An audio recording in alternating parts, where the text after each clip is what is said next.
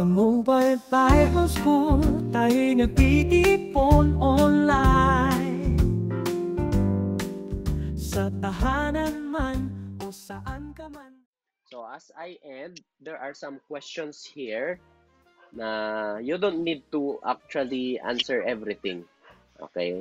These are only survey, part of a survey. Just type in dito sa ating chat box or sa ating comment section.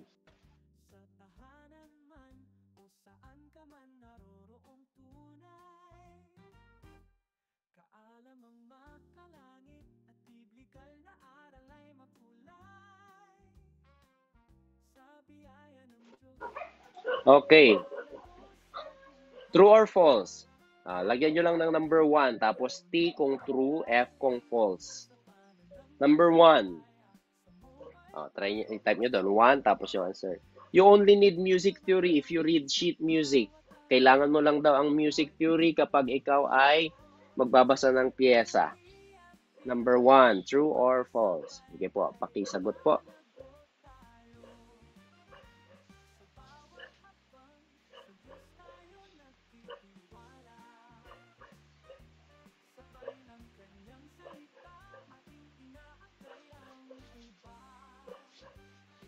Okay, thank you for your answers. The answer is false. Kasi yung chord is part of the music theory.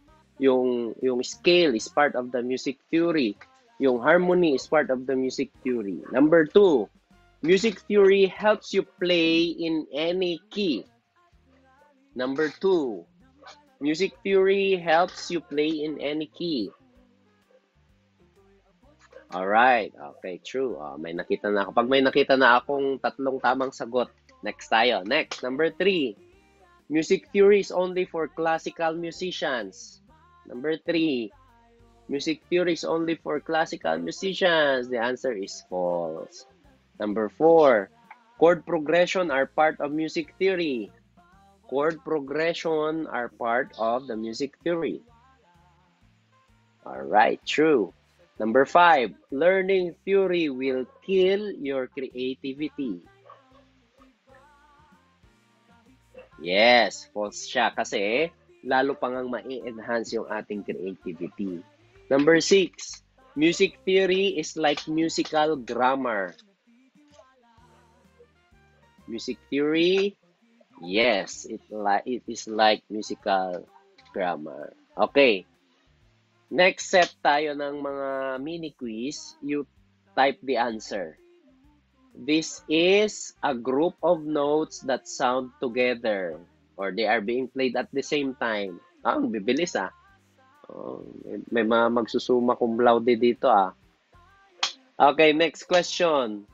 It is the speed of the beat. Speed. It refers to the speed. Liempo. Ay, gutom na ako. Liempo na yung nababasa ko . Yes, it's the tempo. Okay. Okay. The home note or tonal center of a piece. Medyo tricky ba? The home note or tonal center of a piece. Yes, it's the key or the key signature. Next, it is the distance between two notes.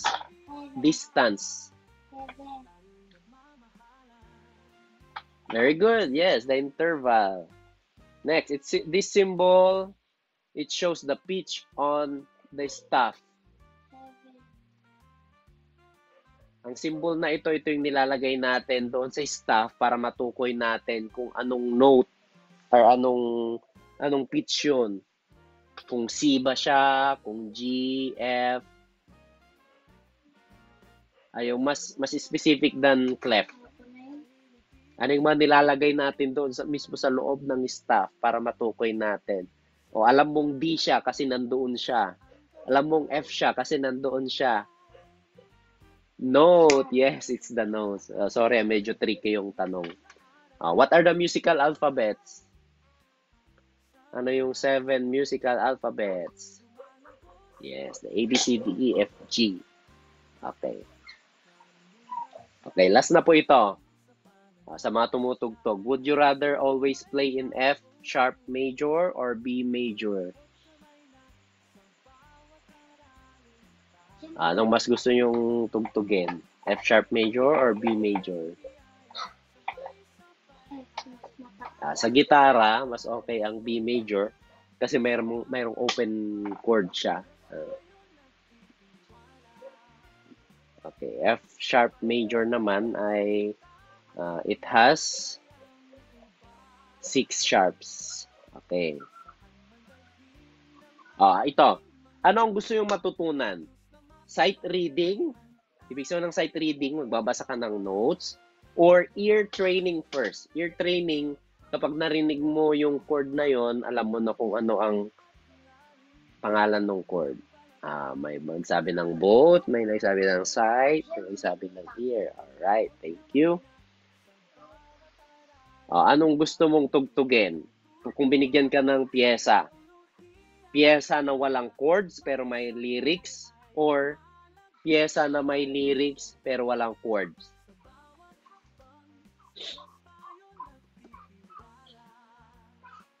Saan kayo mas komportable? Lyrics na walang chords. Okay, may chord. Okay. Yeah, depende sa setup natin, no? Pero as we go on, you will realize na may mga instances na kailangan mo yung chord lang, may instances na kailangan mo yung lyrics lang. Lalo na ako na nagpapakanta rin, kailangan alam ko yung lyrics. Minsan kailangan nandun din yung chord. Kasi nakaka-divided ng attention yun, nakaka-divide ng attention yung tumutugtog ka tapos kumakanta ka pa. Okay lang sana kung background vocalist, pero kung song leader ka tapos tumutugtog, medyo yun, challenging. Yun, mas maganda na naman, piyesa na may lyrics at may chords. Yan. Lalo na pag may mga melodic lines na kailangan mong tugtugin, mas maganda yung may piyesa. Okay. Would you rather forget your instrument or forget the key on Sunday? Naiwan mo yung instrument mo or nakalimutan mo yung key signature ng tutugtugin nyo? Forget instrument na lang kasi kung naiwan mo yung keyboard mo, pwede ka naman humiram. Okay, and last na po ito, mini talk natin. Okay. Before every powerful worship set is a secret, structure, patterns, and logic. That's what music theory is. It's like decoding how the spirit flows in sound. You already feel it. Now it's time to understand it. Imagine knowing exactly why the chorus feels powerful, why the bridge lifts the room, why that modulation gives goosebumps. That's not magic, that's theory. At sa katanungang ito, ano ang reflection natin dito? What's a time you wish you knew more theory during worship? What's a time you wish you knew more theory during worship? Medyo tricky ba yung tanong? I-rephrase natin. Saang part ng worship ang kailangan excellent ka sa music theory? Bilang ang musician, yes, yan, maganda yan, free flow. Yan. Maganda yan. Lalo na yung mga buntot ng mga kanta, yung hindi mo dapat tapusin agad kasi may transition, yung sasabihin na, let's do this progression. Yes, good. All throughout the music. Yes, that's also good answer. Intro and ending. Okay, yes, maganda rin po yan para mag-set ka ng mood before starting the song or ending the song. Okay.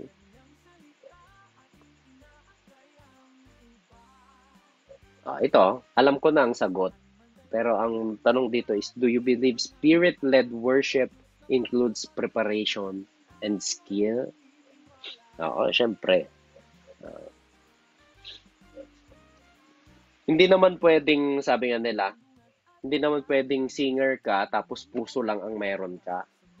Hindi mo pwedeng irason na puso naman ang tinitingnan ni Lord, hindi naman yung boses ko.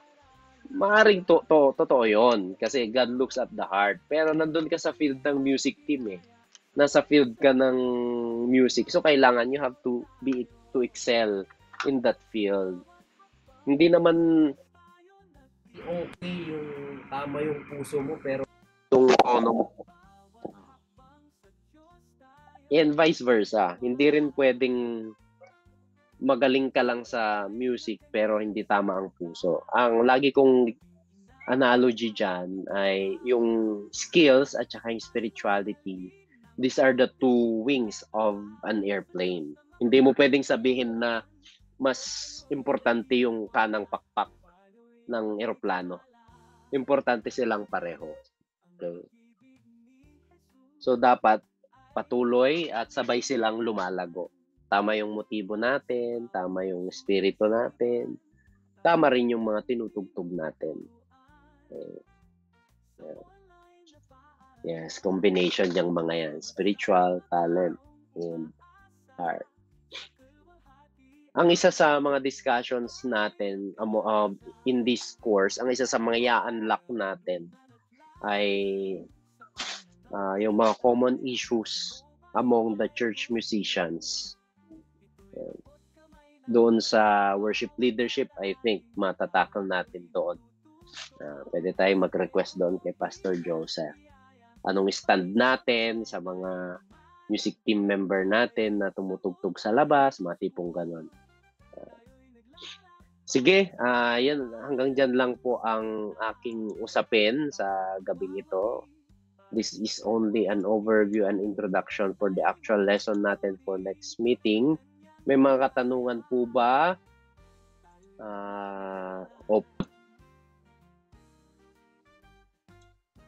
Ang ating floor for your questions. What if we need ng sessionist? Case may umabsent at kasi may umabsent at hindi ko po gets. Yung musician is from other denomination or from other group? Yun po ba? Okay. Ang sagot ko po dyan, it's better to sing in a cappella. Tandaan po natin that music is not worship. Music alone is not worship. We can still worship God even without music. Kung mako-compromise yung quality ng iaalay nating worship sa Panginoon, wag na. Yan. Yun po yung stand ko.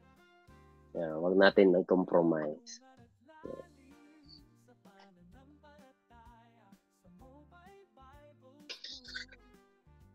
Kasi hindi lang yung musical factor ang habol natin dyan eh.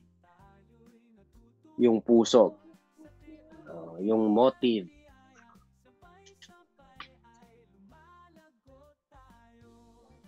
kung wala talagang available na musikero, meron tayong tinatawag na pocket songs. Alam niyo mga pocket songs?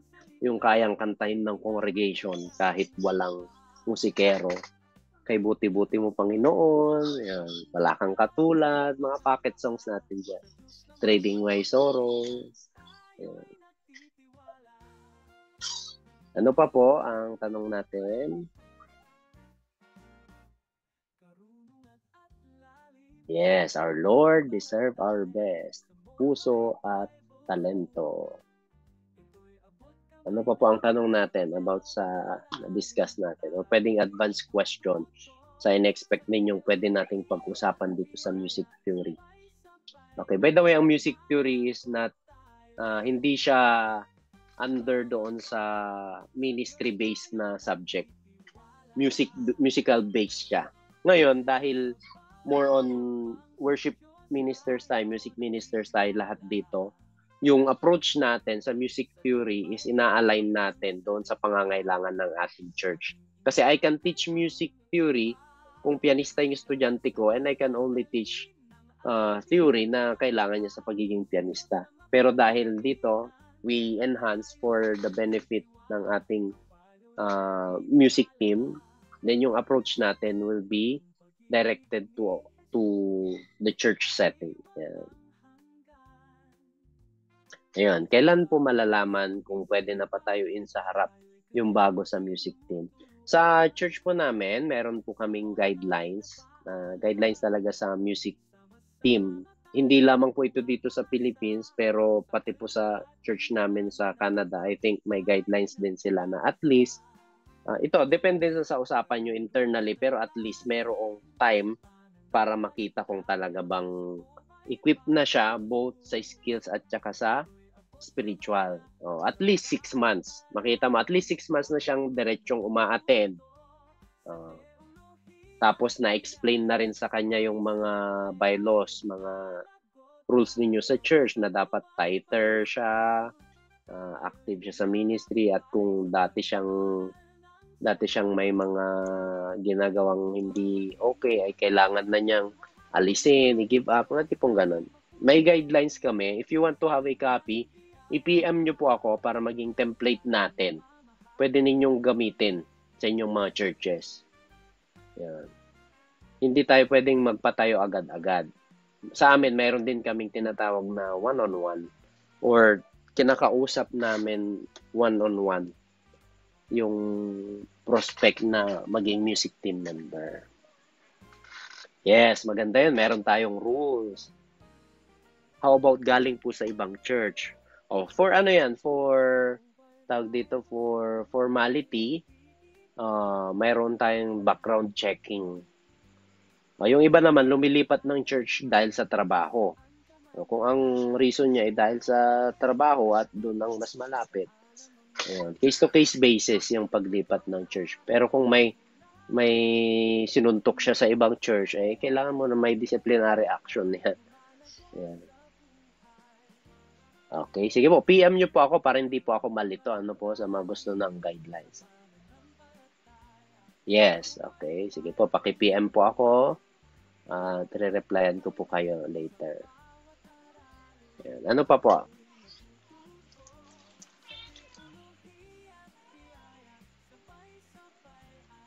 Ayun, pwede nyo rin pong i-share yung mga guidelines ninyo. Those who would like to check or see yung guidelines from mga kapatid natin dito, pwede rin po kayong mag-share, humingi.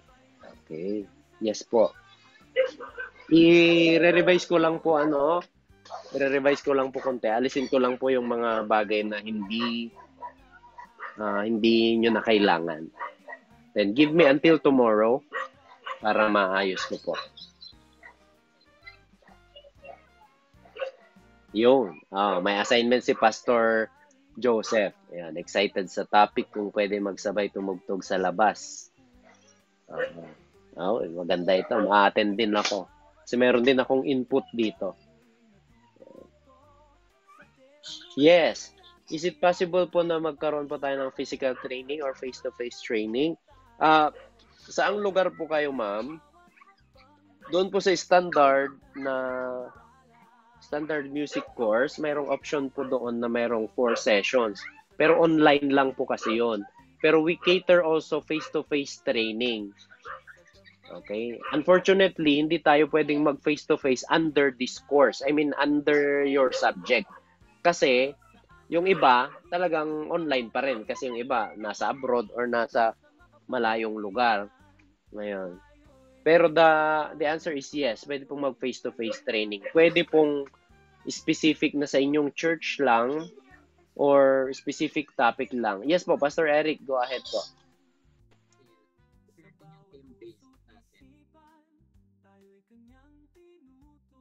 Yung mode, team-based mode. Ay, oo. Mayroon pala tayong team-based mode. Pwede pong 1,000 pesos per hour, I think. Kung hindi nakakamali. At least 3 ang maghahati-hati doon. Pwedeng team-based. Or kung music team naman kayo, mapag-uusapan naman. Kung lampas kayo ng 3 at gusto nyo talagang magpaturo, pwede po yun.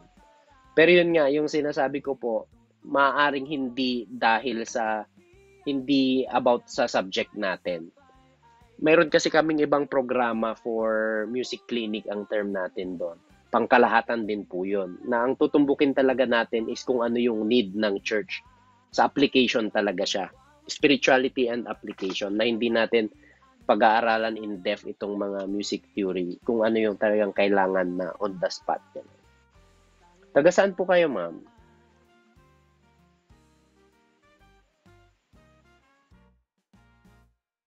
Si Ma'am Sheila po ata yung music teacher. Kayo po ba yon, Ma'am Sheila?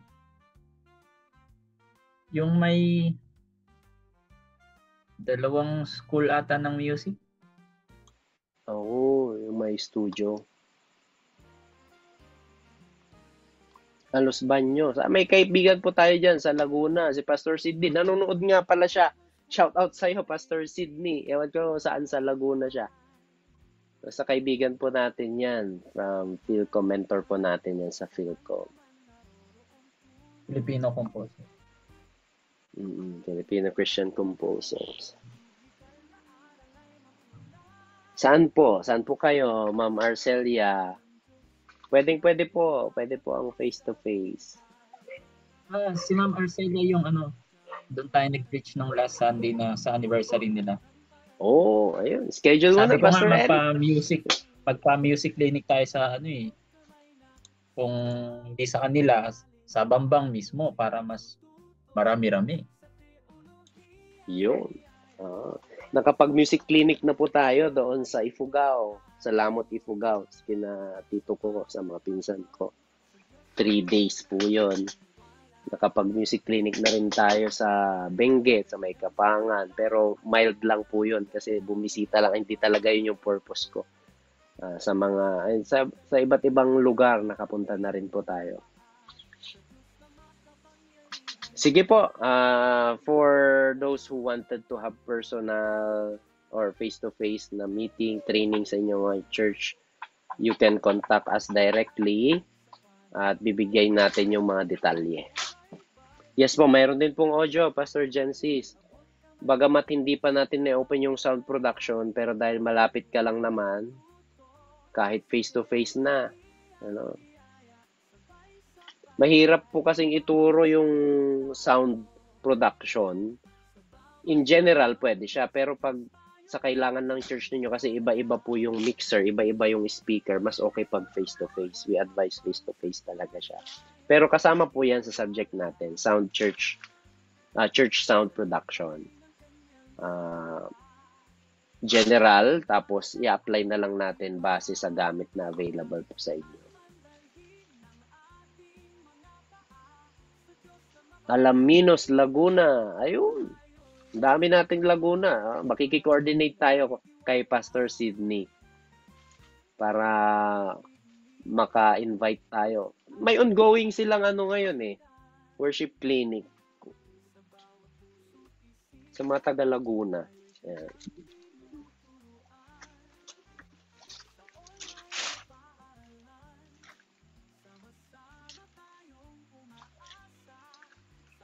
Sige, PM na lang sa mga ibang inquiries. Pastor Gensis, PM tayo. Lalim sa pananampalataya sa Mobile Bible School. Ito'y abot kamay na sa bawat aralin tayo'y natututo. Sa teolohiya at biyaya, sabay-sabay ay lumalago tayo.